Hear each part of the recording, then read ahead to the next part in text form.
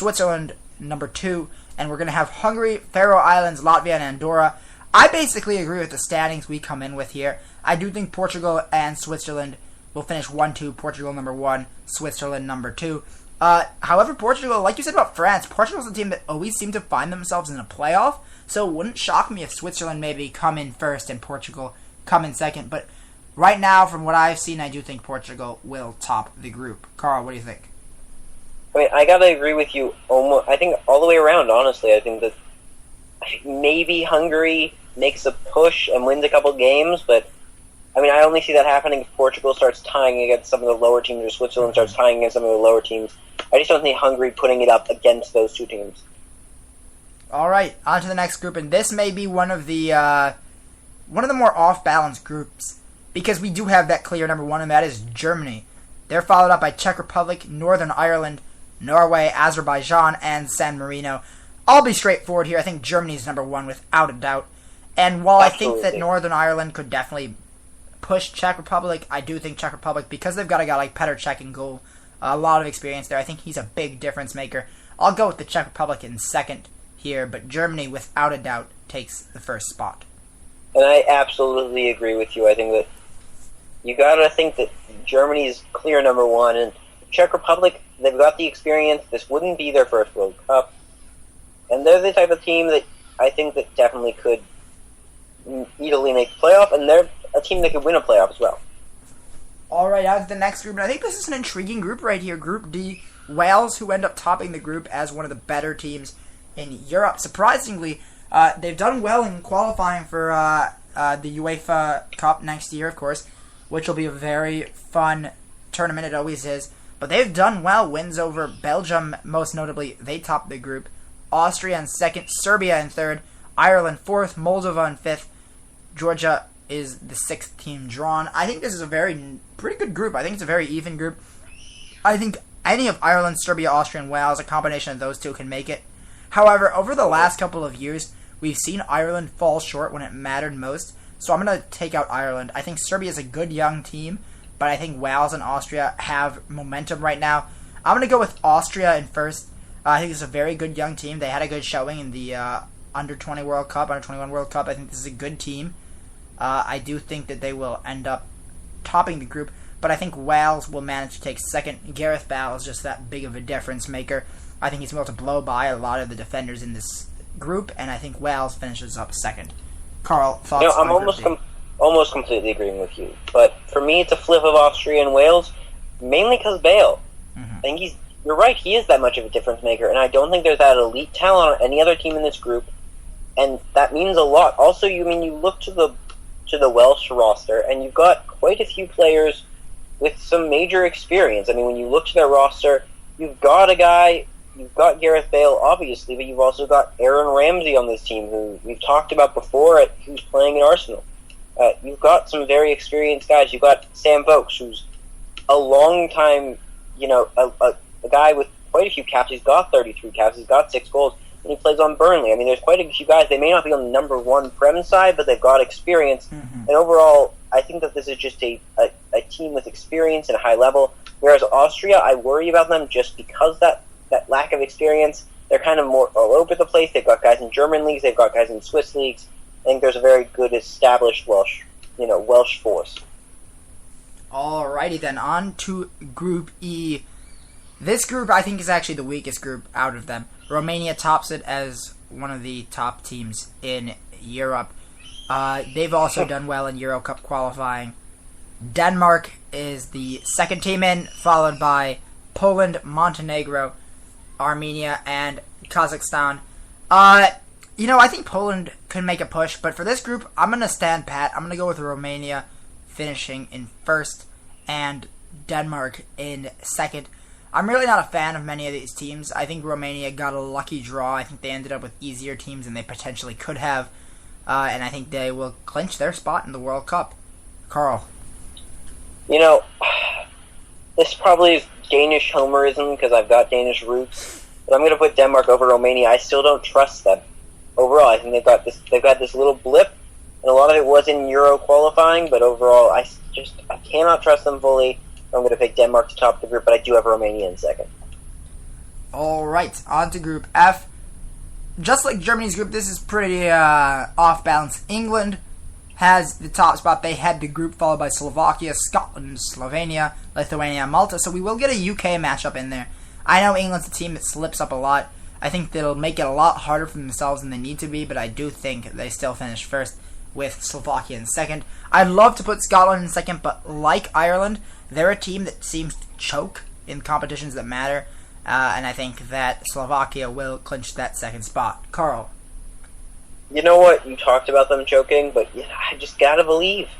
I have to believe in the Scots to somehow, some way, pull it out. And it's a hard pick, and I am in no way confident about that pick. I mean, England has this group, and then I think it's Slovakia or Scotland. I think you can really flip them out interchangeably. It's not an easy pick. But I think that Scotland's, they wanted to be back World Cup for a while. They haven't been to one since '98. It's been a long time for them. And it's been a while, and I think they've got that desire, they've got that want. And overall, I just think this is the French. This is the Scots year. All right. Well, on to the next group: Spain versus Italy. Basically, that's the group. Unfortunate for Albania, Israel, Macedonia, and the tiny, tiny country Liechtenstein. They probably don't have much of a shot. I think Spain will top the group. I think Italy, they're a good team, but I think Spain last World Cup had a tough draw. Italy, I just see as a fading team.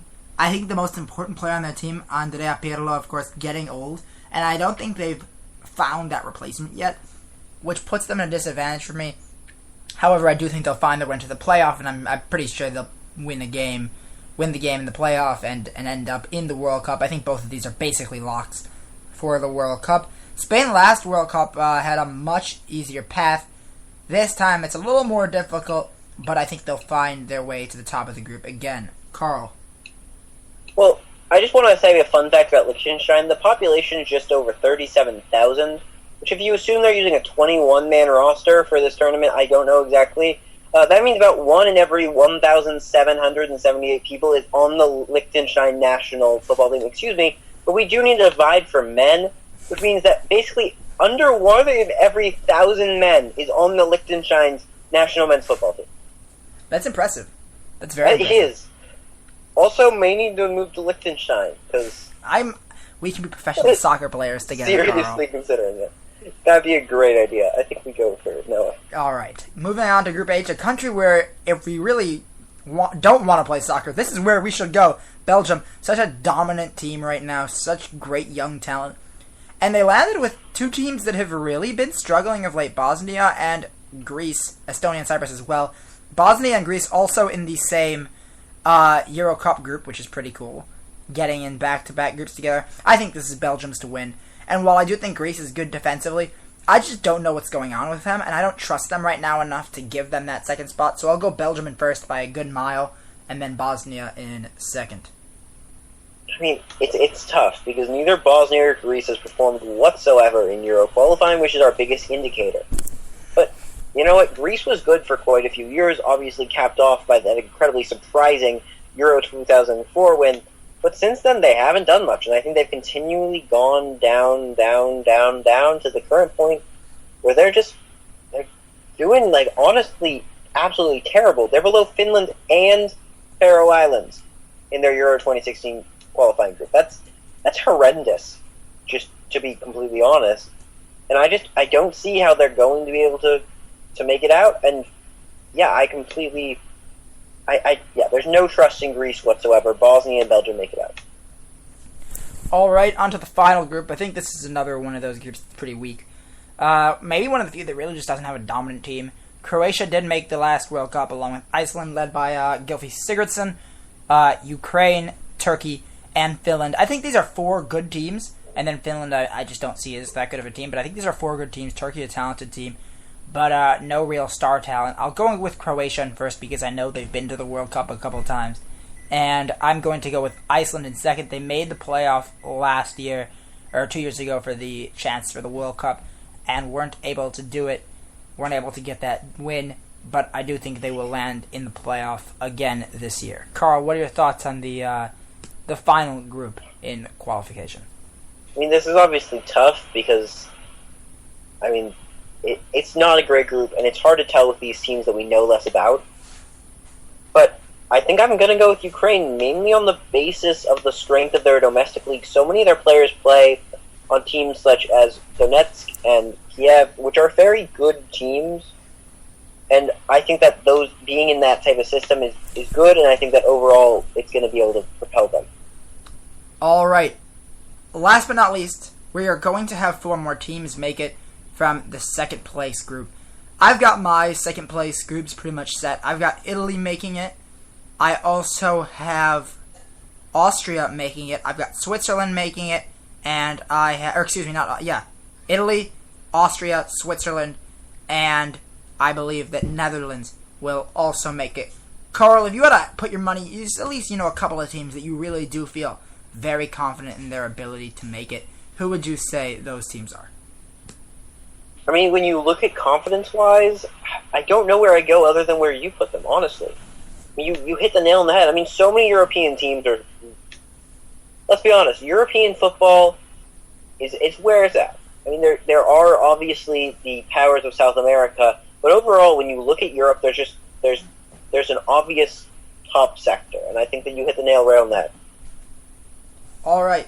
Just really quickly, because we have mentioned it a couple times already, the Euro Cup will resume qualifiers in early September. So we'll just give you a quick rundown of the standings right now, because I think it's good to give you a little bit of perspective on it. And it gives you an understanding of how weird Euro Cup can be. Starting off with the fact really quickly, and before I even get onto the page, that Slovakia is above Spain in their group. So if that doesn't prove it, I don't know what will. Also, when Romania and Wales end up in the top teams in Europe. All right, starting with Group A, we have Iceland leading the group, Czech Republic in second, and Netherlands in third. There we go. That's another example of the weirdness of Europe. Wales in first, Belgium in second, Israel in third, Slovakia in first, Spain in second, Ukraine in third, Poland in first, Germany in second, Scotland in third, England in first, Switzerland in second, Slovakia in third, Romania is in first, along with Northern Ireland and Hungary, Austria above Sweden and Russia, and Croatia above Italy and Norway, and then last but not least, Portugal over Denmark and Albania. So if that doesn't prove the weirdness of Spain, I don't know what will. Alright, that wraps up episode 2. So, Carl, any last words for the people out there that they should know about you, about anything going on? Let them know. You know what? Not much. I mean, we are going to sports broadcasting camp, and that will be the week after this, and so that's going to be a big show week, both on National Sports and Infinity Sports, hopefully. So just lots of shows, new guys, bringing them in. That should be exciting. But I just want to give a thank you to you, Noah, for letting me on. I had a great time, and I hope to be allowed on another time. But I had a great time, and thank you for having me on. No problem, Carl. All right, so that basically wraps it up really quick once again. Go like Kickin It on Facebook. Go like Infinity Sports. Go like National Sports on Facebook. Follow both Infinity Sports and Kickin It, National Sports on Twitter. Follow me on Twitter at Noah Taborda. Follow Carl on Twitter at Carl_PM. If you want to hear more of me and Carl on the same show, go like Tiswalt on Facebook, that show you wanted to listen to. Really revamped that, and it's gotten a lot better. Haven't done a show recently, but still lots of stuff that is great content on there. There's great content on both of these stations. Go check out some of the other shows. We really urge you, maybe step outside your comfort zone, listen to a show you maybe wouldn't listen to. But thank you all for tuning in. It's been a great time. I'm very excited for the World Cup. I'm excited for the Premier League show, so definitely tune in for that. And without further ado, thank you for tuning in. For Carl Mogline, I'm Noah Taborda. This has been Kickin It, simulcast on both National Sports and Infinity Sports on Spreaker.com. Have a great day.